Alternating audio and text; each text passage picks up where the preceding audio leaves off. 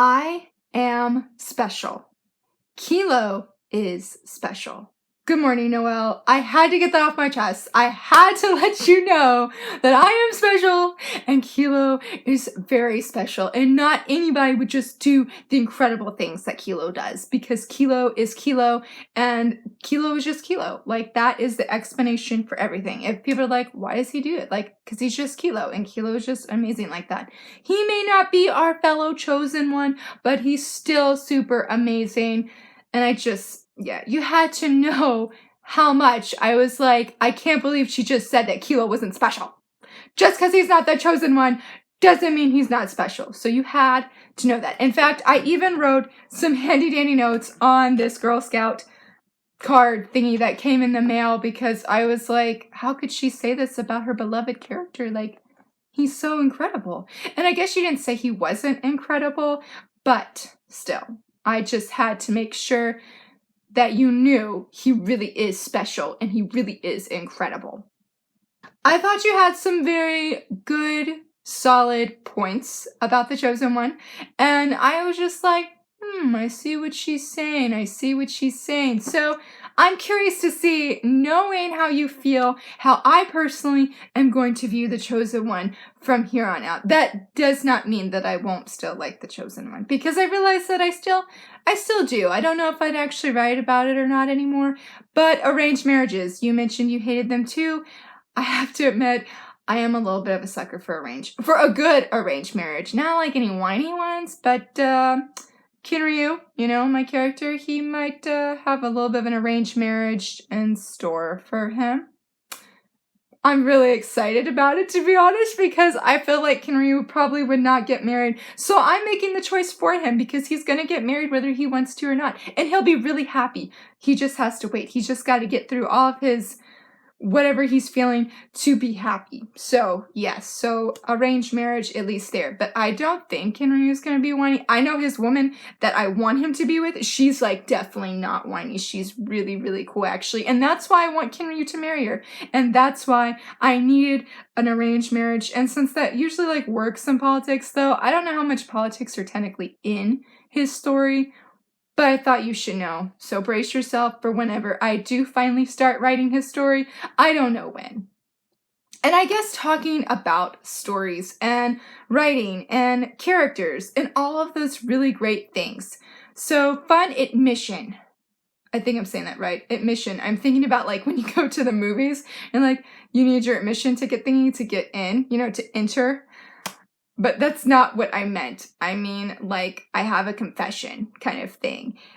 I am really, really introverted with my writing. Like, I am an extremely introverted writer. Like, I can talk about my stories if I'm not writing, but when I'm actually writing, I am really, really internal with it. Like, I want to share. When I start telling or talking about my story, when I'm writing, I don't know, it's like I start putting this insane pressure on myself, and then I'm like, oh, I can't finish this story because they're going to expect this and this, and I wonder if I don't do it, and wonder if they don't like it. Like, it's horrible. Like, that even just sounds bad, just saying that out loud. But those fears, like, start coming to life in my head when I'm talking about a story that I'm writing at that given point.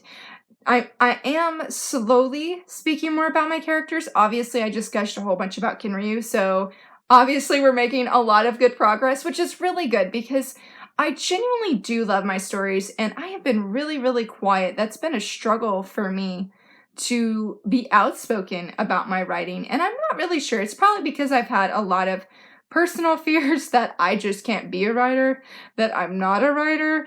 And then there was the whole thing, well, I'm a manga writer, but I'm not a normal writer. What does that even mean? Yeah, I'm wondering the same thing. But I'm working through those fears, and a lot of them, like most fears, are usually really unfounded.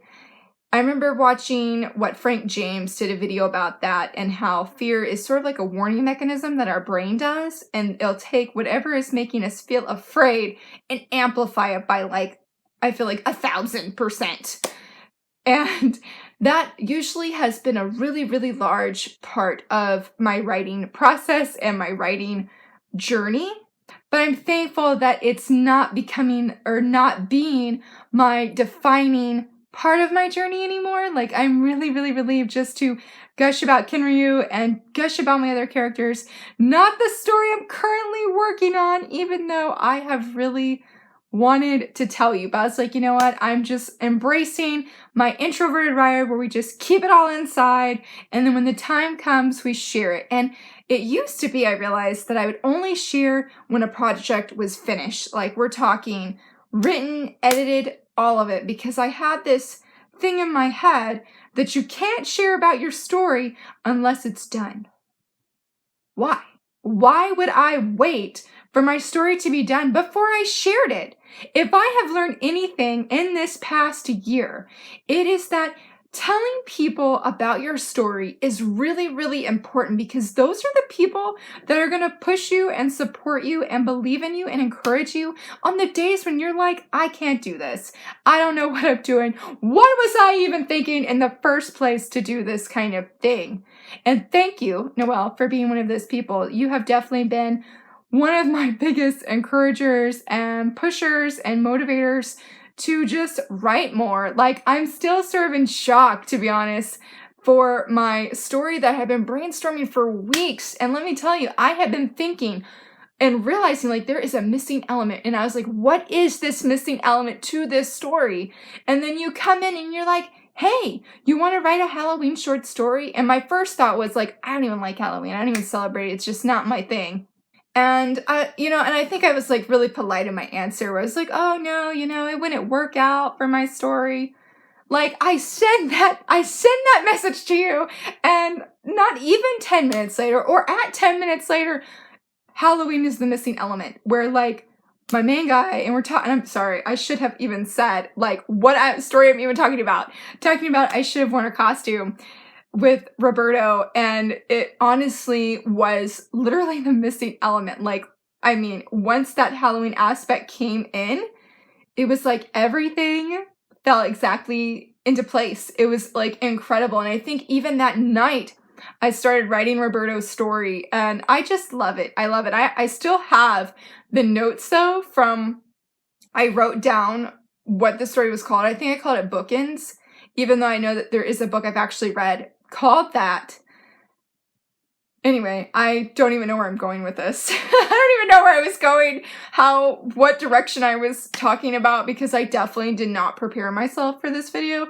I was gonna think it over of what I wanted to say, and yeah, I had nothing. I think though what I wrote down for a possible like video title was holding on to your writing plans. You can't make me let go of my death grip, because you had mentioned in your video about something with like holding on to plans with a death grip, and I was like, I'll hold on to my plans if I want to hold on to them, and I'll do it with white clenched fingers. And that led me to thinking, why exactly do I feel that way? And that's when I was realizing I'm just a really introverted writer. Not that you have to plan to be an introverted writer, but I think I just put a lot of unnecessary pressure on myself when I start sharing. And I think too, I know I really struggle with this with editing, is when I write, I'm usually really like caught up in my feelings, like overwhelming. Like sometimes it feels like a bad thing, to be honest, because it's sometimes really personally just overwhelming for me to feel all the things that my character is. And it's really hard when in that moment, if you're writing really intense and you're really into that moment and you're feeling all of the things, and then you have to edit it and you edit it out, and my brain's like, well, was my feeling not enough? Like, how do you edit something out that you feel like over 100% in that moment? Like, what makes it wrong that it must leave? And so I feel that's probably why I have a few stories that are written, but I have not edited them, because it's really hard for my brain to differentiate. And sometimes if I'm really in the moment of editing, I'm okay, like I can do it. But once if I hit any kind of, I was supposed to say roadblock, but like writer's block, then that's when I like the doubts like pour in, like, how could you edit this? You felt so strongly. What's wrong with you? You can't edit your feelings. That kind of thing. Then I have to really step back and be like, okay, I just, when it's time, I'll come back to this, and I need to be in that editing mindset, like, hey, your feelings aren't wrong. You weren't wrong when you were writing, but sometimes it genuinely does need to be fixed, or it needs to be amped up. I'm not going to say better, but it just needs to change, but not necessarily in a negative way. And I feel like my brain has made that a negative way.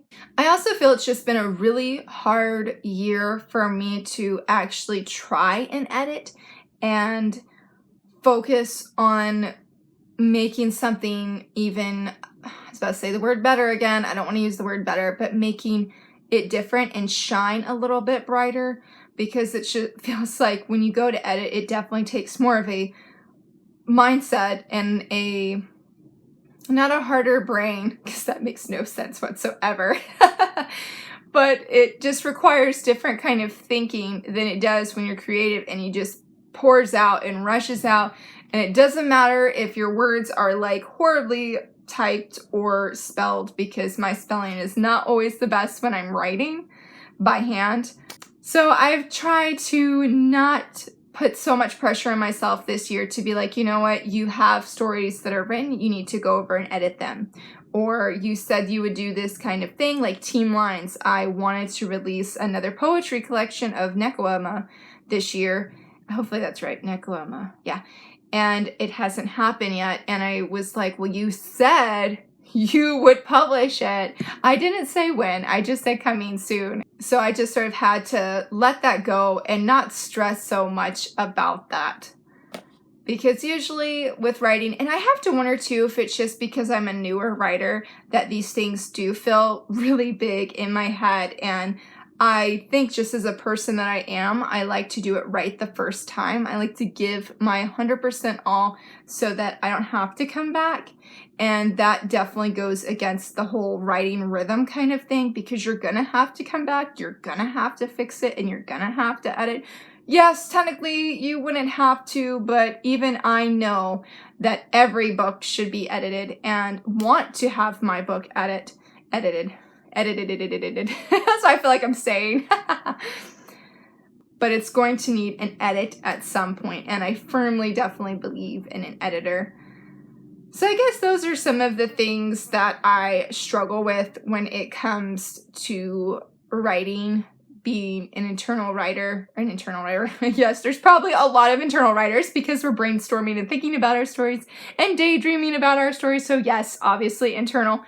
A introverted writer, and I did struggle with that too, I guess, with being an introverted writer, and I feel like the writing community sort of expects writers to be sharing about their stories all the time. And I know you were one of the people that I have told when, I think I've actually told you, and I know that when I was meeting with Mary Weber about doing online courses and such, that you were one of the people I admired because you do openly share about your writing a lot, especially when you're writing. And I admire that. And I guess it's because I just admire it because it's you, and also because I'm not that kind of writer, and coming to terms with that, because I realize it's not a bad thing. You know, it's okay. There's no wrong way to write. And if I feel more comfortable, you know, keeping, you know, just quiet about it while I'm actually writing the story, then I need to embrace that rather than fighting against it and losing the creativity or losing the inspiration to write, because it's going to make it worse if I do that. On a lighter note, though, I am excited about that. I am trying to write lighter topic things. And I'm actually going to blame Kuma Bear for this, because I picked this up on a whim. I discovered it, I don't know, I discovered it at some point. I didn't write it down, and then I went to Barnes & Noble's and I saw it and I grabbed it, and I am really surprised how much I enjoyed it. I actually just picked up book 2, and I realized there's just something fun about writing something lighter. Usually my stuff is, I'm not going to say darker, but I feel like it's really heavy. And it requires me to be feeling very, very strongly in my emotions. But I have a new story idea that it's just really lighthearted and it's really fun, and I really, really love it a lot. And I was like, man, I would love just to take time to write something on the brighter side. Grant, that made me think of Flora. You write all this bright, happy stuff. What are you going to do when you publish your darker stuff? And I was like, I don't know. It's like, maybe we'll just give a good balance. We'll have like harder, lighter themes, or harder theme, not harder themes. What is the word I'm looking for? Deeper, maybe darker. They're not darker, but I don't know what the word is. But there's a word that I'm looking for. It goes right there. But we'll have those just more intense. There we go. More intense themes. And then we'll have like light and fluffy themes. And then the next one, and then just keep going. Because I was like, I really enjoy Roberto's story. I should have worn a costume. That's been a lot of fun. Even though I'm at the part where now things are sort of hitting the ceiling for Roberto, and he's going to start realizing stuff about himself. I'm really, really excited about it. I'm not personally ready to actually write his story, so I'm sort of thinking about another story in the meantime until I feel ready to come back to it. Because I do. I really do. I love Roberto's story very, very much. His story is just very fun, and it has those One Piece elements that I absolutely love. So I guess in summary, those have been some of my struggles, and it's interesting talking about what has come out of those struggles. I can talk this morning. I really can. I know that I can. But what has come out of those struggles and how I have, I'm not going to say worked with them, but how I've grown since I first started writing. It is encouraged to talk about that and see it. So anyway, I would be curious to see how your journey has been, I guess. Like, what are some struggles that maybe you're going through currently with your writing compared to, like, you know, this is how I used to be and this is how I am now. And just, you know, find some encouragement from that, because it can be hard when you're like struggling with something and you're like, I wish I was just different in this said area, and then not be different in that area. But then you can see from who you used to be and you're like, man, I really am different. And it makes you just, you know, makes your heart feel light and fluffy. Maybe not fluffy, but it makes your heart feel light. I hope you have a great morning. I can't wait to see your video.